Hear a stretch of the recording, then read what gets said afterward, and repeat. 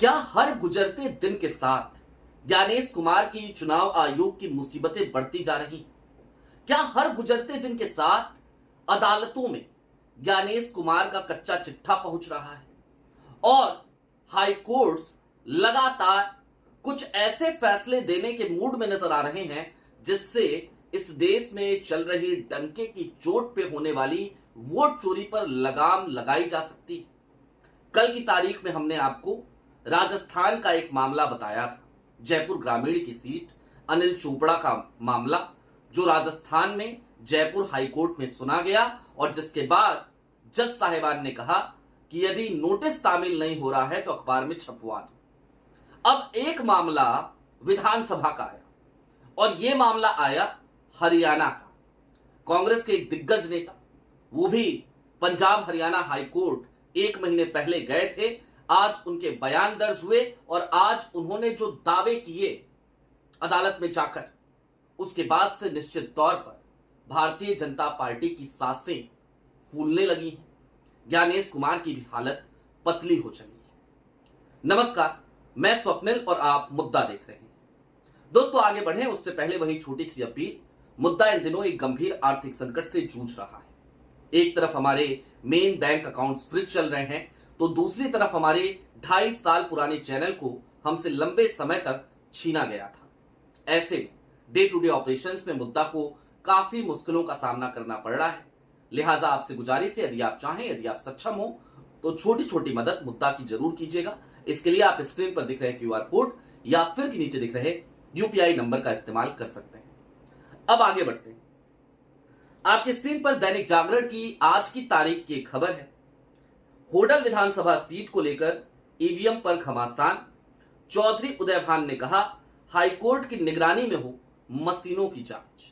High court की निगरानी में, और ये जो पूरा माजरा है ये तब और ज्यादा दिलचस्प हो जाता है जब चौधरी उदयभान हाईकोर्ट में आज की तारीख में ये बताते हैं कि जो प्रक्रिया, जो procedure election commission of India ने हमें बताए थे, हम हर उस प्रोसीजर को फॉलो कर चुके हैं। हम जो रकम हमसे मांगी गई वो रकम भी हम जमा करा चुके हैं। उसके बावजूद आज की तारीख में लेट लतीफी की जा रही है और हमें चुनाव आयोग पर कोई भरोसा नहीं। लिहाजा जज साहब एक काम कीजिए, अपनी निगरानी में आप जरा देखिए इस पूरे मामले को, इस पूरे माजरे को। हरियाणा कांग्रेस के पूर्व अध्यक्ष भी रहे हैं चौधरी उदयभान। होडल विधानसभा सीट से उम्मीदवार थे इस बार, और इन्होंने ईवीएम और वीवीपैट मशीनों की जांच एवं सत्यापन की प्रक्रिया हाईकोर्ट के रजिस्ट्रार की निगरानी में कराने की आज की तारीख में मांग की।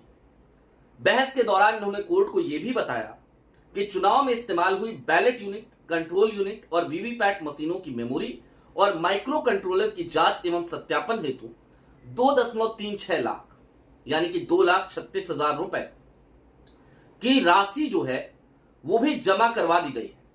बहस के दौरान इनकी तरफ से कौन पेश हुए वो भी आपके लिए जानना बड़ा दिलचस्प है। हरियाणा के पूर्व एडवोकेट जनरल रहे, भारत सरकार के पूर्व अतिरिक्त सॉलिसिटर जनरल रहे मोहन जैन। उन्होंने आज अदालत में चौधरी उदयभान जी का पक्ष रखा और दलील दी कि रिप्रेजेंटेटिव एक्ट, हाईकोर्ट नियम और सुप्रीम कोर्ट के फैसले ये स्पष्ट करते हैं कि चुनाव याचिकाओं का निपटारा 6 माह में करना अनिवार्य है। इसके साथ ही मोहन जैन ने कहा कि ईवीएम की मेमोरी और जले हुए माइक्रो कंट्रोलर की जांच कोर्ट की निगरानी में की जाए। उन्होंने यह भी आशंका जताई कि सत्ताधारी दल से जुड़े होने के कारण जिला चुनाव अधिकारी पर दबाव पड़ सकता है, इसलिए जांच अदालत के रजिस्ट्रार की देखरेख में कराई जानी चाहिए। सुप्रीम कोर्ट के हाल ही के एक फैसले का हवाला देते हुए मोहन जैन ने कहा कि हरियाणा के पानीपत जिले में हुए सरपंच के चुनाव को अदालत में चुनौती दी गई थी, जिसके बाद अदालत की निगरानी में वोटों की गिनती कराई गई और नतीजे बदल गए थे। हमने आपको बताया था वोट चोरी पकड़ी गई थी और सुप्रीम कोर्ट में पकड़ी गई थी, क्योंकि सुप्रीम कोर्ट की निगरानी में वो पूरी जांच हुई और सुप्रीम कोर्ट की निगरानी में जब फिर से एक बार मतगणना हुई, ईवीएम खुले वहां पे सुप्रीम कोर्ट के परिसर में, उसके कैंपस में, तो जो हारा हुआ प्रत्याशी था वो जीत गया, जो जीता हुआ प्रत्याशी था वो हार गया। अब आज की तारीख में तो होडल विधानसभा की बात हो गई। जाहिर सी बात है मोहन जैन ने बहुत ही सधी हुई, बहुत ही सुलझी हुई दलीलें आज की तारीख में पंजाब हरियाणा हाई कोर्ट में रखी। लेकिन दूसरी तरफ कल वाला किस्सा, यानी कि अनिल चोपड़ा का मामला जयपुर ग्रामीण का, और वहां पे तो साख दांव पे लगी है मोदी जी के सांसद। मोदी जी के सांसद अदालत के नोटिस को भी स्वीकारने के लिए तैयार नहीं थे। अदालत ने कहा कोई बात नहीं नोटिस स्वीकार रहे हैं तो एक काम करते हैं, हम नोटिस सीधे सीधे अखबार में छपवा देते हैं, इनके घर पे चस्पा भी नहीं करवाएंगे। अखबार में छप गया, पूरे देश को पता चल गया मोदी जी के सांसद हैं। दूसरी तरफ बृजेंद्र सिंह का ऐसा ही मामला चल रहा है पंजाब हरियाणा हाई कोर्ट में, आपको पता हो बृजेंद्र सिंह उचाना विधानसभा हरियाणा की। तो कुल मिलाकर आज की तारीख में वोट चोरी को लेकर एक तरफ तो राहुल गांधी और तमाम विपक्ष के नेता वो लगातार मुहिम छेड़े हुए हैं। महाराष्ट्र में अभी आदित्य ठाकरे ने एक प्रेस कॉन्फ्रेंस करी, उस प्रेस कॉन्फ्रेंस में उन्होंने बहुत सारे सबूत सामने रखे, बहुत सारी बातें बताई। तो कुल मिलाकर आज की तारीख में इस बात को कहने में किसी को गुरेज नहीं होना चाहिए कि हर गुजरते दिन के साथ ज्ञानेश कुमार की मुसीबतें लगातार बढ़ती जा रही हैं। लेकिन बावजूद इसके आज की तारीख में मैं आपको ईसीआई का एक और नायाब नमूना निष्पक्षता का दिखाना चाहता हूं। आज ही की तारीख में जो पूर्व क्रिकेटर रहे और तेलंगाना में एमएलसी हैं अजरुद्दीन साहब, उनको आज मंत्री बनाया रेवंत रेड्डी ने। मंत्री पद की शपथ ली उन्होंने। भारतीय जनता पार्टी ने ईसीआई में शिकायत करी है इस बात की, राज्य निर्वाचन आयोग से करी, और मैं शर्तिया तौर पे कह रहा हूं कि फैसला भारतीय जनता पार्टी के पक्ष में आएगा।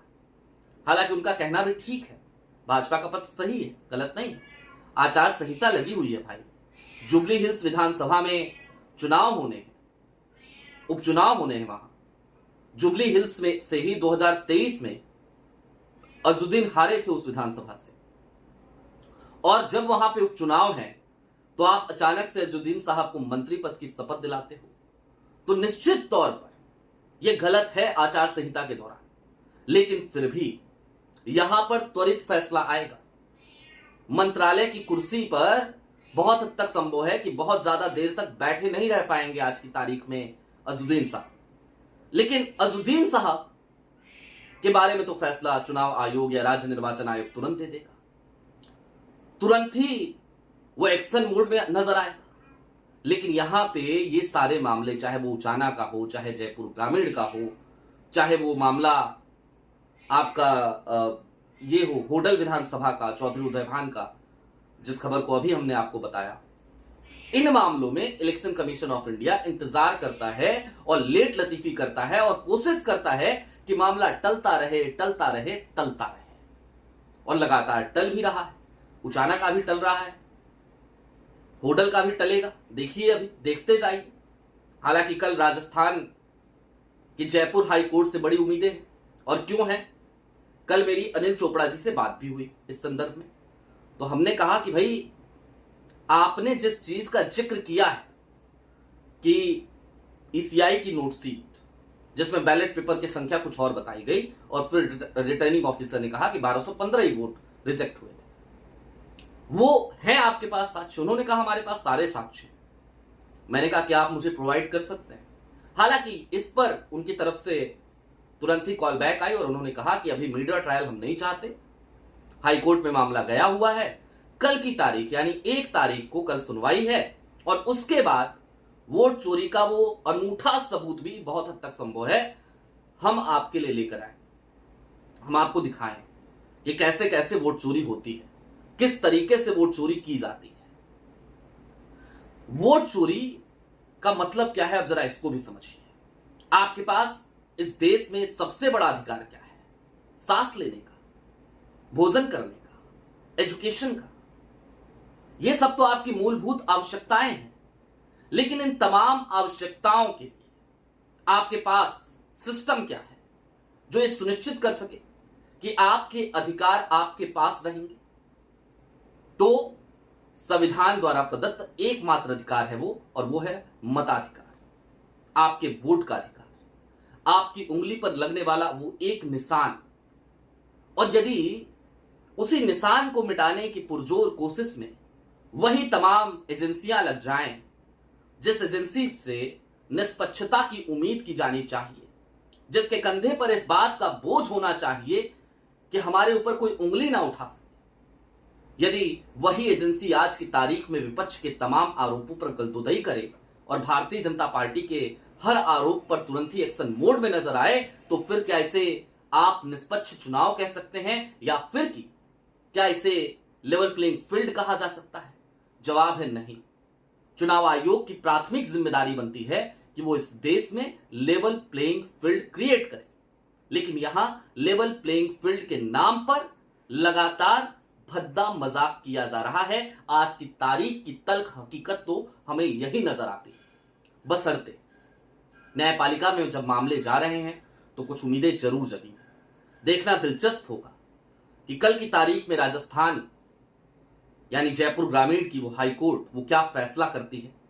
सांसद महोदय की तंद्रा टूटती है और वो पहुंचते हैं कि नहीं पहुंचते हैं, या फिर कि कल की तारीख में भी टाइम बाइंग करने वाली ही जो प्रोसेस है भारतीय जनता पार्टी के या चुनाव आयोग की, वही हमें कल की तारीख में भी अदालत में देखने को मिलेगी। बहरहाल जो भी होगा आपको बाखबर जरूर करेंगे। अभी के लिए दीजिए इजाजत। चलते चलते फिर वही अपील, चैनल पे नए हो तो सब्सक्राइब करते हुए जाइएगा, सक्षम हो तो छोटी छोटी मदद जरूर कीजिएगा।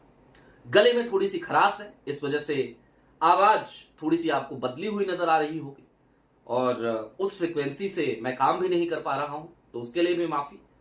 लेकिन बहुत जल्द फिर से पुरानी ऊर्जा के साथ जुड़ेंगे, मिलेंगे, बातें करते रहेंगे, आपको बाखबर करते रहेंगे, ये वायदा है। बहुत शुक्रिया।